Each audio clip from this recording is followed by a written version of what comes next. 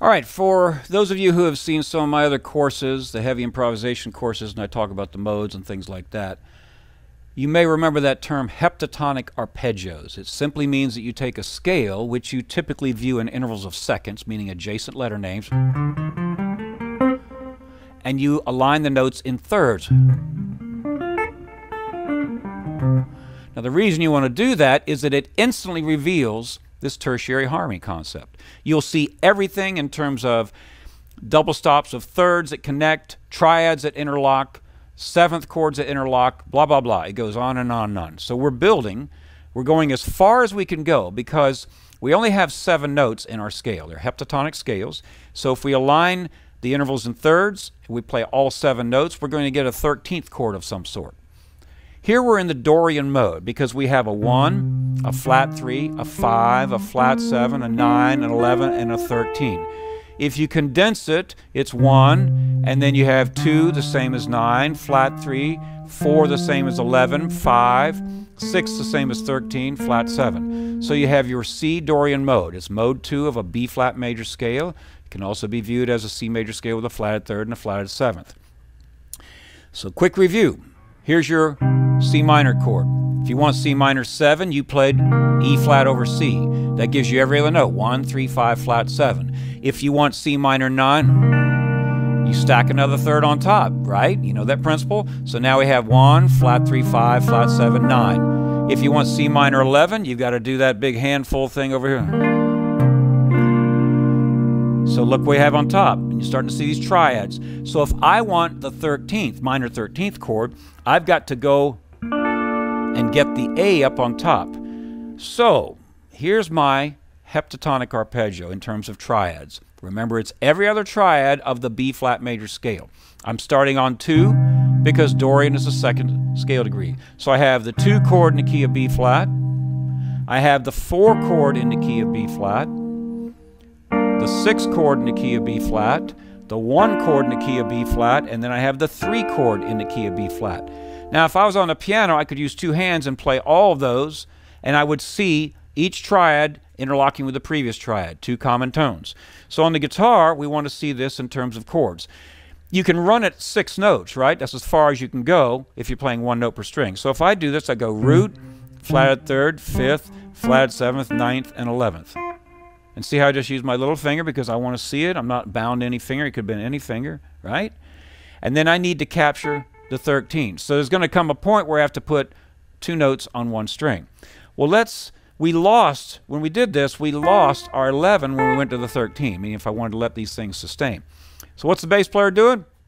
Getting paid the same amount as you to play 1 note, and you're playing 20 notes. You might want to call you a lawyer. But anyway, so we're going to not play the root, and we're going to move everything we just played over to the lower string group. So instead of playing the flatted 3rd over here, we're going to play it on the 6th string. And then we simply play the same triad. So here is my E flat triad, right? Then I go to the G minor triad, the B flat triad, and then there's my D minor triad. So I have all of these chords, and you know, I'm kind of stuck because I need some more fingers. What am I going to do? I'm going to play these triads that are simply every other triad out of the Dorian mode. That's one way to capture this minor 13 chord. I'll start with just a C minor. I go up a 3rd and play E flat. I go up a 3rd and play G minor. Go up a 3rd and play B flat. Go up a 3rd and play D minor. Do you hear what happened to the harmony? It got really jazzy sounding. Well, let me combine whenever possible and see if I can get 4 voices. So that means I could play.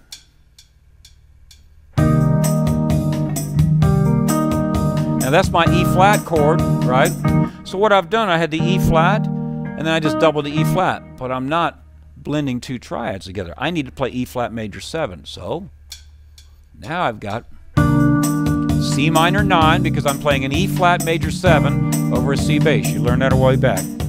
Now I play G minor 7, which combines my G minor and B flat triads. And then I play B flat major 7, which combines my B flat and my D minor triads. And then I might go.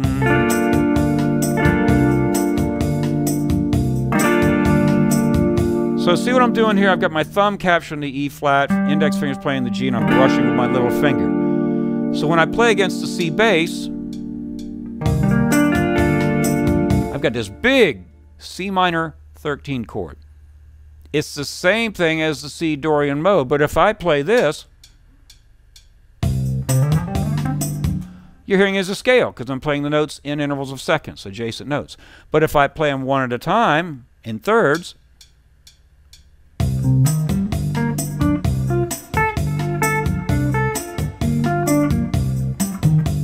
also the tonal gravity, the root's the strongest, the fifth's the second strongest. So if I'm playing lines and I want to come back and have strong closure, I'll do this.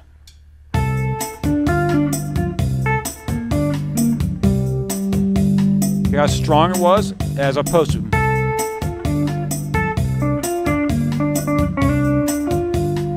Different sound. This is a great way for you to learn to hear each tone of this particular mode, the Dorian mode. And you can use all 7 tones. It's a great sound. So what else could I do? You know, I want to see everything I can, because the more I can see, the more I can play, the more options I have to be a better musician. So what if I want to do this and play double stops?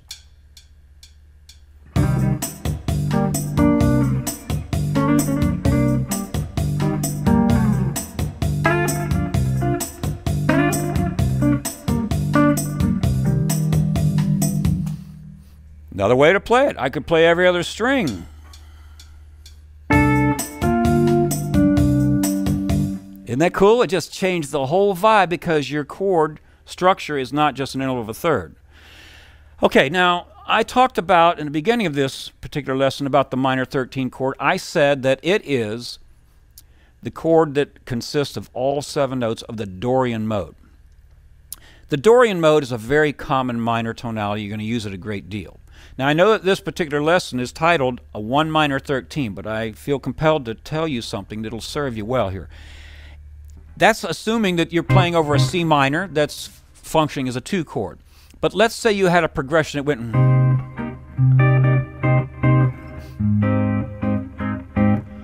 You're no longer in the key of B flat. You're playing a 6/4 in the key of E flat. So does that mean that all this stuff's out the window? No, because here's the difference.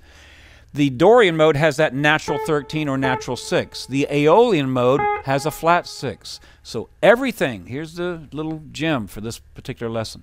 Everything I've just explained to you would apply for the 6 chord, a minor chord that's functioning as a 6 chord, except you're not going to use anything that has that 13 in there. And the flat 13 is a weak tone. So do you see how you're getting 2 for 1 again? Learn all the stuff for the Dorian mode and then take this information and apply it if you're playing over a big extended 6/4 progression. Let's see, I'll demonstrate it even with the C pedal tone.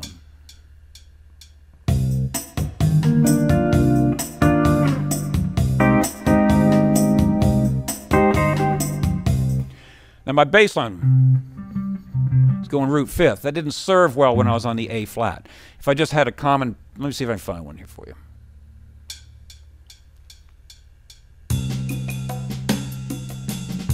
There we go.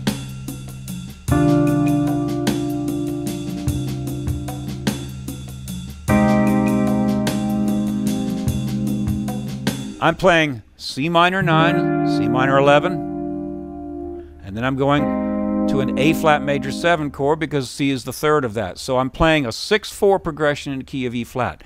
Watch what stinks.